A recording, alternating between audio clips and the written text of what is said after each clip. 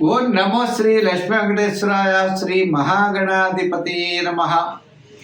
ఉగ్రం వీరం మహావిష్ణుం జ్వలంతం సర్వతోముఖం నృసింహం భీషణం భద్రం మృత్యుర్నమామ్యహం. ప్రేక్షకు నమస్కారాలు తెలియజేస్తూ మనం ఏప్రిల్ మాసంలో ఈ ద్వాదశ రాశులకి ఎలా ఉంటుంది అనే విషయాన్ని మనం స్పష్టంగా తెలుసుకుందాం. అనుకూలంగా లేని వారు సులభమైన పరిహారాల ద్వారా మనం ఆ యొక్క రాశులు ఏ వారు ఏం చేస్తే బాగుంటుందో తెలుసుకుని తద్వారా ఆచరించడం ద్వారా అనుకూలమైనటువంటి ఫలితాలను మనం పొందగలుగుతాం. అయితే ముందు సంచారం ఎలా ఉన్నది అన్నట్లయితే వృషభ రాశిలో గురుడు, మిథున కర్కాటక రాశుల్లో కుజుడు, కన్యా రాశిలో కేతువు, మీన రాశిలోనే 4 గ్రహాలు ఉన్నాయి. అంటే రవి, బుధుడు, శుక్రుడు, రాహు మీనరాశిలో ఉన్నాయి. మరి శని కుంభరాశిలో ఉన్నది. మరి కొంతకాలానికి అంటే ఏప్రిల్ 15వ తారీఖు నాటికి మనకి రవి భగవానుడు తప్పనిసరిగా మేషరాశిలో ప్రవేశం జరుగుతుంది. శని 19వ తారీఖు నాడు కుంభం నుండి మీనరాశిలో ప్రవేశం. మరి ఆ శని భగవానుడి యొక్క ప్రవేశం ద్వారా మకర రాశి వారికి ఏలినాటి శని తగ్గడం, మేషరాశి వారికి శని ప్రారంభం అవడం, వృశ్చిక రాశి వారికి అర్ధాష్టమ శని తొలగడం, ధనుర్రాశి వారికి అర్ధాష్టమ శని ప్రారంభం, కర్కాటక రాశి వారికి అష్టమ శని తొలగడం, సింహరాశి వారికి ప్రారంభం అవుతుంది. కాబట్టి ఈ రాశుల వారు కూడా మనం చెప్పుకునేటప్పుడు ఏమి చేయాలనేటువంటి ఫలితాలు కూడా మనం తెలుసుకుంటూ మరి మనకి ఏప్రిల్ నెలలో మనం యొక్క చేయవలసినటువంటి పనులు తప్పనిసరిగా మనం చేయాలి. తద్వారా మంచి ఫలితాలు మనం పొందగలుగుతాం. పాజిటివ్ వైబ్రేషన్స్తో ఆలోచించాలి, నెగిటివ్గా మనం ఆలోచించకూడదు. అంటే కార్యసిద్ధి కలగాలంటే ఉద్యమేన హి సిద్ధ్యంతి కార్యాణి మనోరథై. మనిషి యొక్క ప్రయత్నం చేతనే కార్యాలు సిద్ధిస్తాయి తప్ప కోరికల చేత కార్యములు మాత్రం సిద్ధించవు. అంచేత ప్రతి ఒక్కరూ మంచి పని చేయండి, మంచిగా ఆలోచించండి, తప్పనిసరిగా విజయం సాధించగలుగుతాం. ముందు రాశుల గురించి తెలుసుకుందాం. కుంభరాశి. ఈ కుంభరాశి వారికి గ్రహాలన్నీ కూడా ద్వితీయ స్థానంలో రవి, బుధుడు, శుక్రుడు, రాహు వీళ్ళంతా కూడా ద్వితీయంలో ఉన్నారు. జన్మంలో శని. మిగిలిన గ్రహాలన్నీ కూడా సామాన్యమైన ఫలితాలు ఉన్నప్పటికీ ఏప్రిల్ నెలలో మొట్టమొదటి 15 రోజులు కాస్త కష్టంగా ఉంటుంది. తర్వాత 15 రోజులు చాలా సుఖంగా ఉంటుంది. ఎంచేత అంటే రవి భగవానుడు తృతీయ స్థాన సంచారం, ద్వితీయంలో అంటే జన్మల్లో ఉన్న శని ద్వితీయంలోకి 19వ తారీఖు ప్రవేశం. ఏదైనా మొత్తం మీద కొన్ని ముఖ్యమైనటువంటి పనులన్నీ కూడా మీరు పూర్తి చేయగలుగుతారు 15 తర్వాత. కుటుంబ ఆర్థిక సంతానపరమైన వ్యవహారాలు క్రమేపీ మార్పులు వస్తాయి. శ్రమకు తగినటువంటి ఫలితం కొద్దిగా మీకు కనపడే అవకాశాలు ఉన్నాయి. మితంగా మాట్లాడితే అది మీకు చాలా మేలు చేస్తుంది. అనవసరమైన వ్యవహారాలకి దూరంగా ఉండాలి.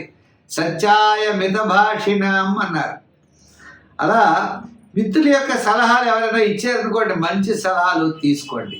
లైఫ్ పార్ట్నర్స్ వారి యొక్క సలహాలు కూడా తీసుకోవాలి. సంతానపరమైన అభివృద్ధి కోసం దృష్టి పెట్టి ముందుకు కొనసాగాలి. మీ యొక్క బుద్ధి బలం ఉన్నది చాలా అవసరం అవుతూ ఉంటుంది. కొన్ని విషయాల్లో ఆ బుద్ధి బలం మీకు ఎంతో మేలు చేసేటువంటి అవకాశాలు ఉన్నాయి. ఆరోగ్యంపై కాస్త దృష్టి పెట్టాలి. అనవసరమైన వ్యవహారాలకి దూరంగా ఉండాలి. సాహసోపేతమైన నిర్ణయాలు చేయకండి. హామీలకి మధ్యవర్తిత్వం పనికిరాదు.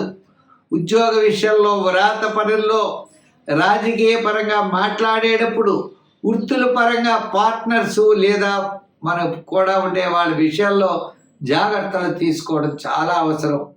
వ్యాపారపరమైన ఆర్థిక లావాదేవీల్లో, ఎలక్ట్రానిక్స్, గృహోపకరణాలు, కాస్త రియల్ ఎస్టేట్ వారికి, ఐటీ రంగం వారికి కాస్త వెసులుబాటు ఉండేటువంటి అవకాశాలు కనపడుతున్నాయి.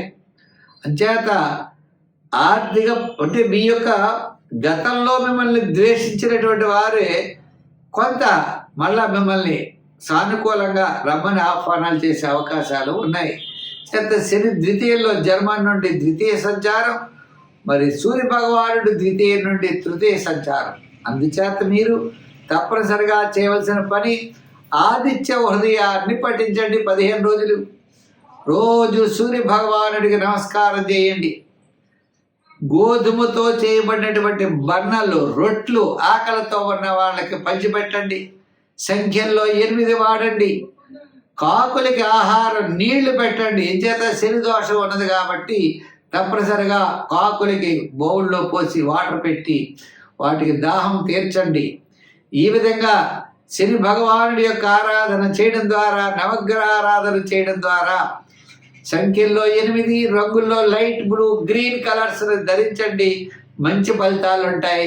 ఏప్రిల్ నెల గతం కంటే కాస్త ప్రోత్సాహకరంగా ఉంటుంది. స్వస్తి. మీనరాశి. ఈ మీనరాశి వారికి మనం చూసినట్లయితే రాశిలోనే, జన్మంలోనే రవి, బుధుడు, శని, శుక్రుడు ఇలా గ్రహాల యొక్క కూటములు. వెయ్యిలో శని తర్వాత మళ్ళా జన్మల్లోకి వస్తాడు. జన్మల్లో ఉన్న రవి ద్వితీయంలోకి పెడతాడు. అంటే గ్రహముల యొక్క ఫలితాలు సామాన్యమైనటువంటి ఫలితాలు కనపడుతున్నాయి. అందుచేత ప్రతి పనిలో కూడా నిదానం ఉండాలి, ఆలోచనతో ముందుకు వెళ్ళాలి. అనవసరమైనటువంటి కమిట్మెంట్స్ మనం చేయకూడదు. ఏది మంచి ఏది చెడు అన్నది జాగ్రత్తలు తీసుకోవాలి. రాంగ్ రూట్లో ప్రయాణం చేయకూడదు. రాంగ్ రూట్లో మన యొక్క ప్రయాణమే కాదు, మన యొక్క నడవడిక కూడా రాంగ్ రూట్లో ఉండకూడదు. అందుచేత ఆలోచనతో ముందుకు వెళ్ళడం చాలా మంచిది. నూతనమైనటువంటి ప్రయత్నాలు చేసేటప్పుడు ఆలోచన అవసరం. ఉద్యోగపరంగా అంటే మీనరాశి వారి యొక్క స్థితి ఏప్రిల్ నెలలో సామాన్యమైన ఫలితాలు ఉన్నాయి. సామాన్యముగానే నడుస్తుంది అనే ఆలోచనతో ముందుకెళ్ళాలి తప్ప ప్రతి పని కూడా మనం విజయం సాధించగలం అన్నది పెట్టుకోకూడదు. మిత్రులతో మాట్లాడేప్పుడు జాగ్రత్తలు తీసుకోవాలి. అంచేత మిత సంభాషణ అనేది చాలా అవసరం. ఏకాగ్రతతో ముందుకు అడుగు వేయాలి. తొందరపాటు చర్యలు పనికిరావు. ఆర్థికపరమైనటువంటి సమస్యలు వస్తాయి, అయినా ధైర్యంగా ముందుకు వెళ్ళండి. ఏ విధమైన ఇబ్బందులు ఉండవు. గతంలో కొన్ని చేసినటువంటి తప్పులు మళ్ళా ఇప్పుడు దొర్లుతూ ఉంటాయి. ప్రభుత్వపరమైన వ్యవహారాలు అంటే ఉద్యోగస్తులు వ్రాత పనుల్లో రాజకీయ నాయకుడు మాట్లాడేటప్పుడు జాగ్రత్తలు తీసుకోవాల్సిన అవసరం అయితే కనబడుతోంది. సాహసోపేతమైనటువంటి నిర్ణయాలు కూడా మీరు తీసుకోకూడదు. అంటే ప్రతి పని కూడా ఆలోచనతో ముందుకు వేయవలసినటువంటి అవసరం ఉన్నది. అయితే నిర్భయంగా ఉండండి, భయపడకండి.